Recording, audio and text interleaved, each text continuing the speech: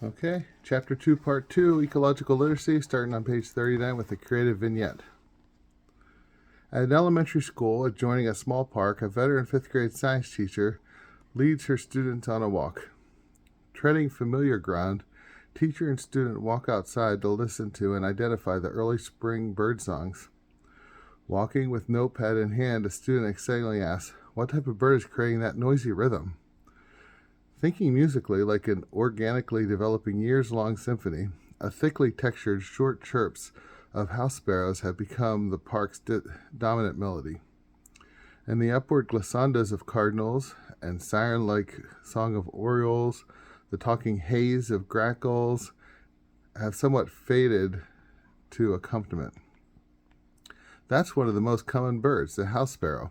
She uses this experience as an opportunity to discuss the introduction of house sparrows to North America in the mid-19th century and this species' success in living alongside humans. Her students show interest in the birds that fly right up to them. When the class returns to the schoolroom, using her interest in house sparrows as a springboard, the teacher leads her students in a conversation about invasive species like house sparrows, European starlings, wild boars, and Burmese pythons. A passage. Nature regularly exhibits an abundance of musicking, from the songs of birds to rustling leaves to cicadas' recurring summer song. See Chapter 4, Deep Ecology, for my defense of using the term music for human and non-human sound in music making and meaning making. Educationally, children benefit when this sonic soundscape becomes a prominent part of their learning. From Rachel Carson's seminal Silent Spring to contemporary soundscape ecology, sound has been a way scientists understand the health of the environment. Music teachers and students benefit by being connected to the places they live. As the Roman philosopher Seneca, 4 BCE to 65 CE, famously said, "All art is but imitation of nature." The music of nature is an immeasurable source for inspiration for musicking of all kinds. It also seems that nature's music provides inspiration in other arts, visual arts, drama, creative writing, and creative sciences, and can broaden opportunities for interdisciplinary-minded teachers of all subjects. In this chapter, I draw from interdisciplinary arts and ecological literacy literature to recommend a connecting approach to eco-literate music pedagogy. A provocation. Can, should, will we intone ecological literacy? What is literacy? Gold suggests there are 4 types of literacy: functional, cultural, progressive, and critical. But what is ecological literacy? If functional literacy, learning basic skills such as note reading, is nearly always present in music education, and critical literacy is apparently missing, what does that say for ecological literacy, which goes beyond transforming the social world to caring for the natural world? Ecological literacy can guide people to know when and when not to transform the natural world. It is Promethean or Epimethean when the challenge calls for either approach, transformation or conservation. Should we teach and learn music for ecological literacy? If so, why and how? Is it enough that ecological literacy gains the same footing as critical literacy, quote, increasingly becoming a high priority for some music educators, but fairly meaningless to many others, end quote? What do literacy and ecological literacy have to do with musicking? We seem to have a shortcoming when it comes to the way we define knowledge, including musical knowledge. Do centuries of nature inspiring music and decades of musician activists supporting ecological movements count for nothing in the music classroom? See Chapter 3, Ecomusicology. Ecological literacy, according to David Orr, quote, requires a more demanding capacity to observe nature with insight, a merger of landscape and mindscape, end quote, and soundscape. What do people need to know for sustainable musicking? Perhaps we need to manage our musicking. Management more akin to childproofing a daycare center than it is to piloting Spaceship Earth. Are we not culpable for ecological destructive teaching, buying, consuming practices in music education? Definitions of musicking might be, perhaps, unintentionally anthropocentric. In this literature, musicking is defined as something people do. See Elliott and Silverman and Small. It is people doing that is important. For eco-literate music pedagogy, I suggest it is the doing, and sometimes not doing, not taking action, of music that takes precedence. What is important about doing in musicking? There are two aspects: the intentionality of the musicer, for instance, the performer, composer, improviser, listener, selecting sounds for some purpose, for instance, communication, emotion, religious ritual, and two, the experiencing done by the musicers, including listeners. Following Small, it is in these relationships that the meanings lie. And in eco-literate music pedagogy, the intenders and or experiencers might be human or non-human. For instance, the way wolves, whales, and songbirds music for communication, spiritual joy, there's an industry of meditation music using non-human musicking, often blended with synthesized human musicking, and art are also ways humans music for other humans. Additionally, non-human animals and human musics for each other, imitating each other's calls, in our connected ecosystem. And when doing so, they use so-called elements of music, creating what are experienced as works of art. Here I purposefully define works of art loosely, because it seems like egotism to declare another musicer's musicking to not be art without having a full understanding of their embodied intelligence. This humility is inspired by Nagel's 1974 famous conclusion of subjectivity and phenomenological understanding of non-human life. Quote, "They are subjective, however, in the sense that even this objective ascription to experience is possibly only for someone sufficiently similar to the objective ascription to be able to adopt this point of view, to understand the ascription in the first person as well as the third, so to speak." End quote. We frankly do not share enough similarities with bats and other non-humans to make a statement about their understanding of artwork or spirituality, and it would be anthropocentric egotism, to use George Santayana's terminology, to claim these experiences only for humans. Further, it is dangerous to place humans above other fully evolved, all non-human animals, because it reduces that life to abuses. See the work on animal liberation of Peter Singer and Chapter 4, Deep Ecology.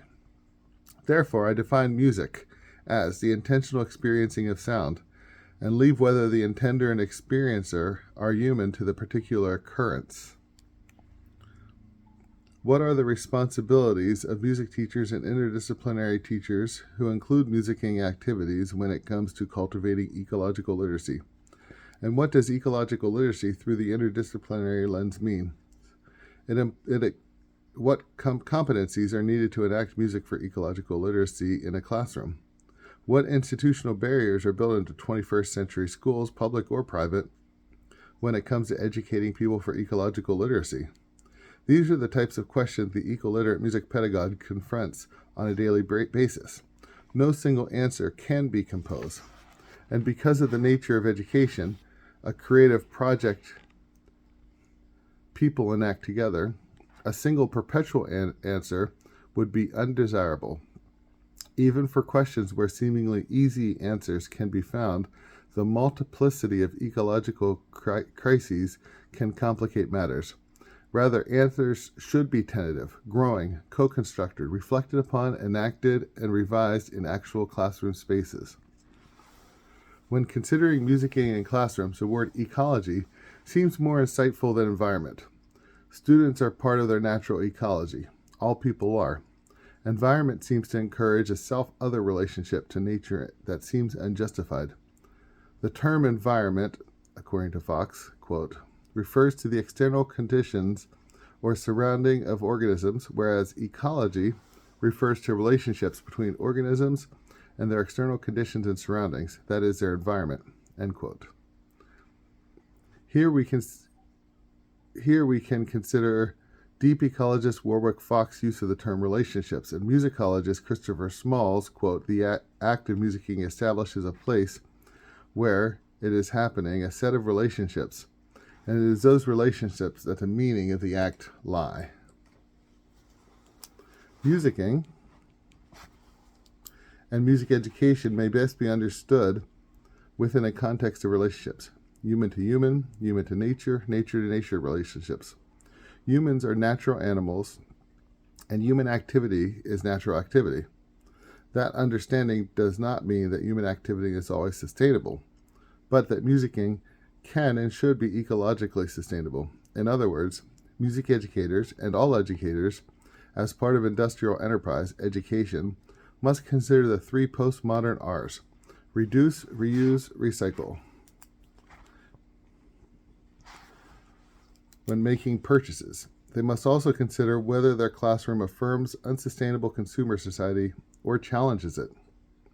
The word literacy has come to mean more than mere reading and writing of words or music notation.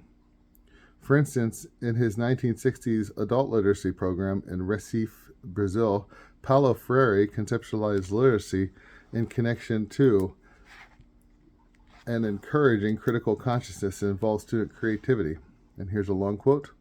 From the beginning, we rejected the hypothesis of a purely mechanistic literacy program and considered it a problem of teaching adults how to read in relation to the awakening of their consciousness. We wished to design a project in which we would attempt to move from naivete to a critical attitude. At the same time we taught reading, we wanted a literacy program which would be an introduction to the democratization of culture, a program with men as its subjects rather than as patient recipients, a program which itself would be an act of creation capable of releasing other creative acts, one in which students would develop impatience and vivacity which characterize search and invention, end quote. For Freire and other critical pedagogues, teaching for literacy is about helping students develop critical consciousness of social, racial, and gender issues in their lives. Literacy, at least in the sense of reading and writing, is a means to an end, greater consciousness. But more than consciousness of, that is, accepting of mechanistic society, mechanical thinking, and material reality, literacy becomes a tool for use to create the change and change their worlds. Literacy also becomes a metaphor for the process of conscientization. To be literate is reweighted to mean being critically conscious. Critical pedagogy requires dialogue, conversation, which empowers students as subjects, empowered to make sense, constructionism, of the objects, writing, music, etc., in their lives. Freire's work has been highly influential initially in adult education and since in other educational disciplines, including music. Music literacy becomes an act of creation for students. However, Freire never conceptualized this pedagogy for ecological literacy. Rather, ecological literacy was conceptualized by other theorists. Ecological literacy begins with when teachers ask themselves, what does it mean? What does a citizen need to know about the ecological crises in order to make informed decisions? It is concerned with developing the key ecological knowledge necessary for informed decision-making, acquired through scientific inquiry and systems thinking. Dedicated to creating sustainable human societies, eco-literacy is drawn heavily on the work of environmental studies professor and activist David Orr. For Orr, relevant sustainable education must begin with an uncompromising commitment to life and its preservation. Anything less is morally indefensible. This provides a minimum bar for ethical music education, a commitment to preserve human and non-human life. Orr defines this commitment. By commitment to life, I mean a commitment pervading learning and research at all levels to health, harmony, balance, wholeness, and diversity, as these qualities apply to both human and natural systems, end quote. If literacy is loosely described as the capacity to read and musicianship the capacity to music, ecological literacy involves asking, what then? Quote, the failure of developing ecological literacy is a sin of omission and of commission. By failing to include ecological perspectives in any number of subjects, students are taught that ecology is unimportant to history, politics, economics, society, and so forth. And through television, they learn that the earth is theirs for the taking. The result is a generation of ecological yahoos without a clue why the color of the water of the rivers is relevant to the food supply, or why storms are becoming more severe as the planet warms. End quote. Ecological literacy is imperative and interdisciplinary, and recognizing our shortcomings in the long-term integrated ways is a key. Quote, this failure to recognize our shortcomings is reflected in the portion of our sciences, humanities, and social sciences that deal with or ignore the relationship between humanity and the earth. Ultimately, the failure can be traced to our schools and to our proudest universities, end quote. With the paucity of articles dealing with music and our ecological crises in music education's research and practitioner journals, it seems fair to include music education in this failing. To make amends for this failing, in the face of ecological crises, eco-literate music pedagogy can be a note towards atonement. Can, should, will we intone ecological literacy? Okay, we'll start right there on page 44. Next, what I do love is that since starting this work on eco-literacy in 2015 was my first article, there's so much more that has come out, so much more published. Vince Bates is doing more explicitly, though he did before as well, right? Tanya Smith has started doing some articles, and then there's lots of other people who have done some too, authors especially in the Global South, in South America, seen some things from Africa, and then in Europe as well. So truly blessing. Silke Schmidt in Germany, Linus Justerbeck in Northern Europe, some people in Wales I've seen. So really beautiful work coming globally. So it's all good, taking root, getting better.